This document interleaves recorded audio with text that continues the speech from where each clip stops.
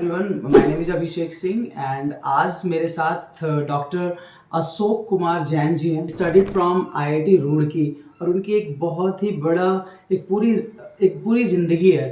तो मैं सर से कुछ चंद सवाल पूछना चाहता हूँ जो हम जैसे यंगस्टर को बहुत काम आने वाले हैं। आपके एक्सपीरियंस से sir, first of all thank you so much for giving the valuable time of your sir. I am so grateful for that. इतना अच्छा काम कर रहे हो समाज के लिए, वो बड़ा अनुकरणीय है। मैं कम देखा है कि इस तरह के आप जिस तरह सबके बच्चों को, विकलांगों को, सबको आप उनको उठा रहे हैं, अपलिफ्ट करने के लिए जो कुछ हो सकता है वो कर रहे हो, वो बहुत बड़ी बात है। और वो ही इस समाज को जो पिछले अंग हैं उनको ऊपर उठाने में आप बहुत अपना सहयोग कर रहे हो। Thank you sir.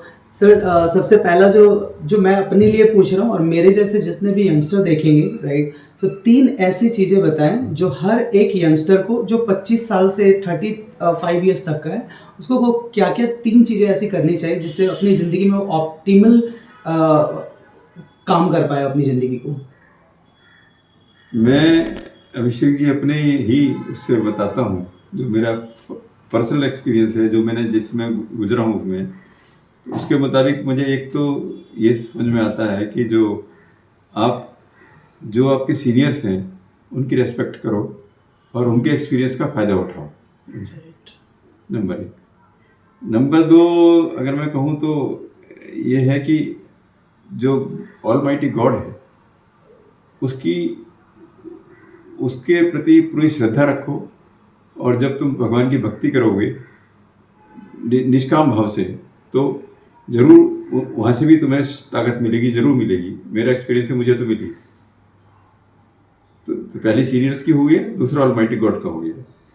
तीसरा मैं कह रहा हूँ कि जब कोई आप कहीं फेलियर आए किसी भी चीज़ में, तो आप डिस्टर्ब मत हो, आप उसको डिसहार्टन मत हो, पूरी दोबारा से उसको कोशिश करो। और ये मत सोचो कि मैं पहली बार फेल हो गया था, तो ज़रूर आपको सफलता मिलेगी। 3 ऐसी बुक बताएं जो हर एक यंगस्टर को पढ़नी चाहिए for the mental peace, for the career growth.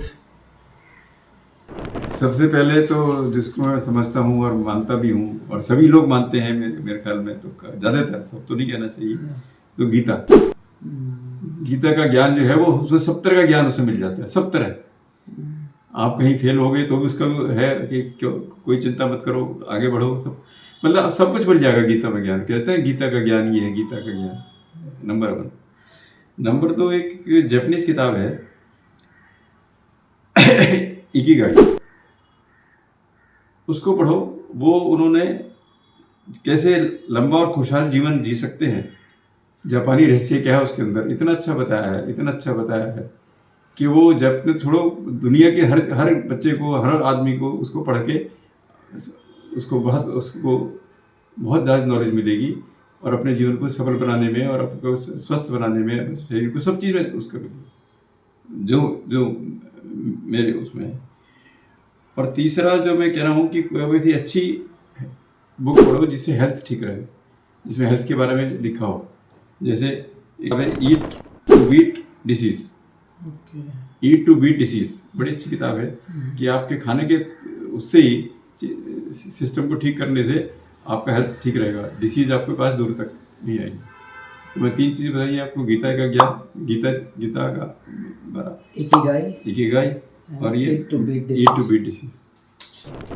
3 parental tip जो हर एक पेरेंट्स को फॉलो करनी चाहिए, जो आपने अपनी जर्नी से बताना चाहेंगे, please just let us know.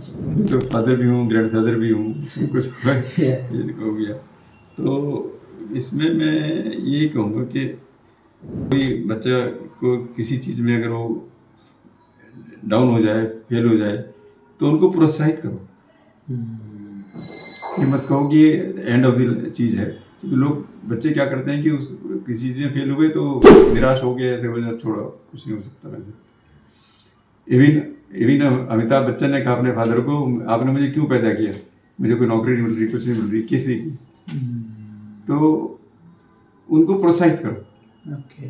उनके फादर ने कहा, भाई ये तो मैं भी नहीं कह सकता कि मेरे बाप ने मुझे क्यों पैदा किया, तुम्हारे सवाल का उत्तर, लेकिन हिम्मत रखो, जो तुम्हें समस्या आएंगी उनके साथ हल अपना आप निकलो, हिम्मत रखो।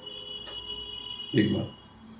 नंबर 2, यदि किसी ने कोई गलत काम आपको लगता है कि उसने ठीक नहीं किया, सही नहीं किया, तो उनसे झगड़ा मत करो, उनको डांटो मत, उनको प्यार से समझाओ।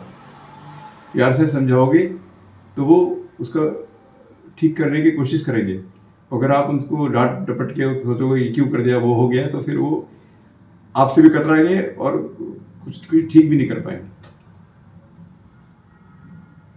और तीसरी बात यह है कि जो मैं समझता हूँ, वही जो मैं दोबारा कह रहा हूँ कि उनको ये प्रोत्साहित करो कि अपना स्वास्थ्य ठीक रखो, क्योंकि हेल्थ ठीक है तो सब कुछ ठीक है, हेल्थ ठीक नहीं है तो कुछ भी ठीक नहीं। उसके लिए उनको प्रोत्साहित करो कि भाई कैसे उनको क्या करना है, एक्सरसाइज करनी है, जो कुछ भी करना है, जो भी उनको तो थोड़ा गाइड करो, उनको करते रहो। और अगर वो मांगे कि इसको करने के लिए मुझे ये चीज़ ला के दो, तो अगर आप ला के दे सकते हो तो ला के ज़रूर दो। सबसे ज़रूरी है उनकी हेल्थ का ख्याल रखना, उन्हें अपनी हेल्थ का ख्याल रखना।